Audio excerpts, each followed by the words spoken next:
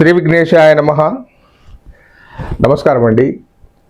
మీరు అడిగే ప్రశ్న కుజదోషం ఉంటే పెళ్ళి కాదా? కుజదోషం ఉంటే పెళ్ళికి ఆలస్యం అవుతుంది అనే సంబంధం ఏది లేదండి. కుజదోషం ఉంటే పెళ్ళికి ఆలస్యం కావాల్సిన అవసరం లేదు. అది ఎక్కడ ఏ శాస్త్రంలో లేదు.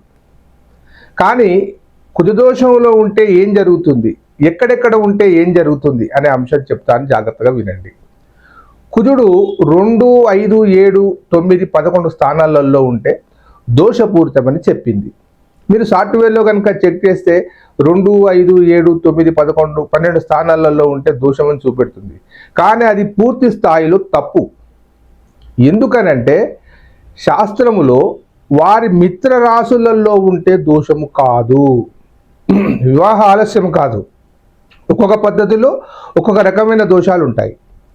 ఇప్పుడు కర్కాటక సింహ రాశులలో గనక కుజుడు ఉండి అది 2, 5, 9, 12 స్థానాలు అయిందనుకోండి, అది దోషం కాదండి. ఇకపోతే మేష, వృశ్చిక, ధనస్సు, మీన రాశులలో కూడా ఉంటే అది దోషం కాదు. ఇంకా ఈ కుజుడు మకర రాశిలో ఉచ్చ స్థానాన్ని పొందుతాడండి. మకర రాశిలో ఉచ్చ స్థానం పొందినప్పుడు అది కూడా దోషం కాదు. ఇంకొకటి, మిథున, కన్య రాశుల యందు ఉండి 2వ ఇంటిలో కుజుడు ఉంటే, మిథున రాశి కన్య రాశి అయి అది 2వ ఇంట్లో కుజుడు ఉంటే అది కూడా దోషము కాదు. ఇంకా చాలా విషయాలు ఉన్నాయి. తుల, వృషభ రాశులకు, తుల రాశి ఎవరైతే ఉంటారో, వృషభ రాశి ఎవరైతే ఉంటారో వారికి 12వ ఇంట గనక కుజుడు ఉంటే దోషము లేదు.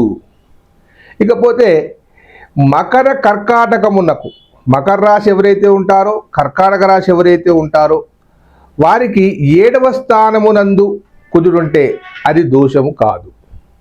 కాబట్టి ఈ కుజదోషాలనేటివి చాలా రకాలుగా అవి మనకు కుజదోషం కాకుండా ఉంటాయి. కానీ సాఫ్ట్వేర్లో కనుక మనం చూసినప్పుడు చాలా దోషము, మంగళ దోషము అని వస్తూ ఉంటుంది. నిజానికి ఈ వివాహ ఆలస్యం అనేది కుజదోషం వల్ల కాదు. కాకపోతే 7వ ఇంట్లో, లగ్నము నుంచి 7వ ఇంట్లో కానీ, చంద్రరాశి నుంచి 7వ ఇంట్లో కానీ కుజుడు ఉన్నప్పుడు కొంత వివాహ బంధములో గొడవలయ్యే అవకాశం ఉందని శాస్త్రం చెబుతుంది. అంతేకాని కుజదోషం ఉంటే ఏదో జరిగిపోయి ఏదో జరుగుతుందని మీరు అనుకోకూడదు. మీకేదైనా కుజదోష సమస్యలు కనుక అనిపిస్తే ఒకసారి నాకు మీ జాతకాన్ని పంపించండి. 100% మీకు దాని పరిష్కారం చెప్తాను. ఉంటానండి, మీ ప్రకాష్ గురు.